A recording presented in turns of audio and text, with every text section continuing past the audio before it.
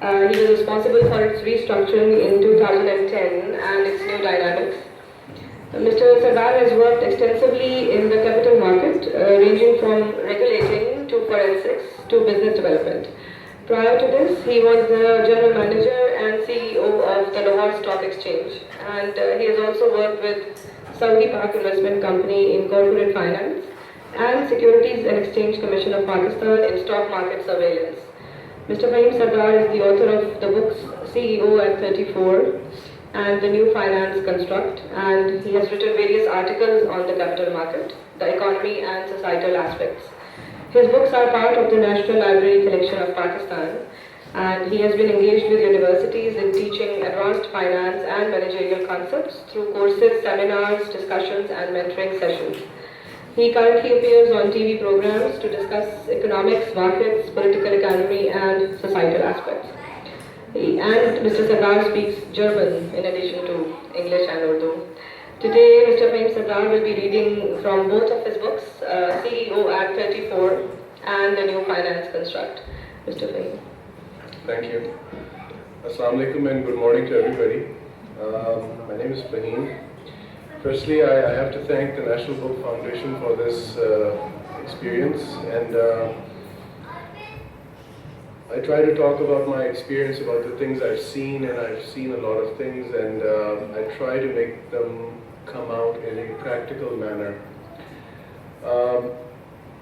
I don't want to sound too robotic or too cold, because being in the corporate arena, you tend to become very cold. So I'll try to make this more human. There is a small tragedy behind the books that I write, because my father, I begged him to write books about the partition, about his service in the army, then his service in the foreign office and certain other things. But before he could sort of finish his work, he passed away. So something which sort of burns inside me. But I think we need to leave something for the next generation. We won't be alive forever. Hopefully somebody can gain something from those books. Now, okay, without spending too much time on this, I'll just try to place this thing up so that you can see the book. I hope it doesn't fall. Yeah, okay? Can everybody see? Thank you. Okay. I became a CEO at 34 years of age, and I have talked about my experiences. This book is my second book.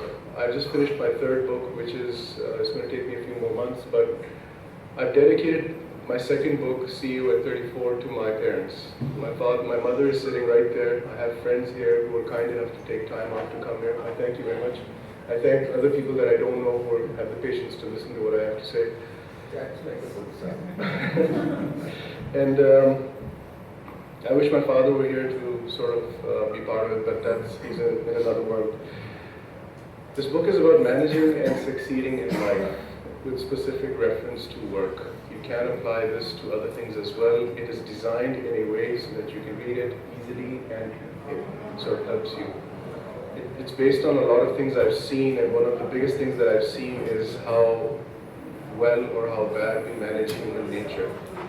So I'll just read from this, and hopefully it won't take too long. See you at 34. We all want to succeed. We all want to rise. I did. In simplistic terms, success comes from fate and the management of abilities, opportunities, and circumstances on avail. Fate cannot be written by mortals such as you, the reader, and me, so that is beyond discussion, but management and abilities can be taught, learned, and applied, provided the mind is able and willing. This personal effort in optimizing our situation helps increase our chances of success. To put it more aptly, it is more success through better management.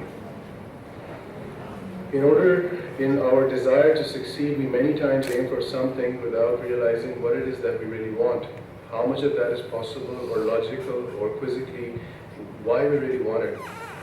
Not being clear about what it is that we really want and why is our first cluster in a series of usual mistakes, which happens too often and costs us quite a bit. If we know what we really want, then it is easier to marshal our energies, talents, and all associated probabilities into that possible direction, which bears more fruit, has less risk, and offers more results as opposed to walking blindly.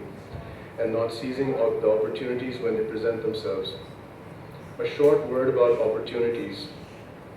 They are there at times, so that they are simply not there at other times. Sometimes they are obvious, but many times they need to be recognized, grown, and discerned from a mass of confusion and noise. The art of recognizing an opportunity is extremely rare, but it can be learned. Building an opportunity is a skill which is extremely rare but very fruitful. It is, however, difficult to build a better opportunity from a fractional opportunity if one cannot recognize its existence. Opportunities need to be managed. Managing requires the right attitude, the will, the skill set that is beneficial and good. Success comes from managing opportunities if fate is there. Fate may be important, but if the managing part is properly taken care of, the results are far greater than one can imagine. The elements presented here in this book make recognizing an opportunity, making an opportunity, and managing an opportunity an attainable set of talents. This is not an easy topic. I give my own example of successes, but I bear the failures, the circumstances, the right attitude, which is necessary, and the clarity of vision. I urge the reader to explore these concepts. I urge the reader to see what applies to them, why it applies, and why other aspects do not. That, in my opinion, gives a healthy environment for the mind to see clearly, energies to be channelized, the mind to be nurtured, for realization to set in, and very importantly, to optimize what fate presents. When you, the reader, have gone through this book, you will have thoughts and comments. Be sure to write about them at the discussion forum to make this a complete journey. This was the foreword.